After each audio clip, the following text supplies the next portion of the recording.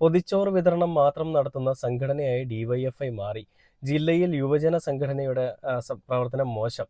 വീഴ്ചകൾ എണ്ണിപ്പറഞ്ഞ് CPIM തൃശൂർ ജില്ലാ secretariat.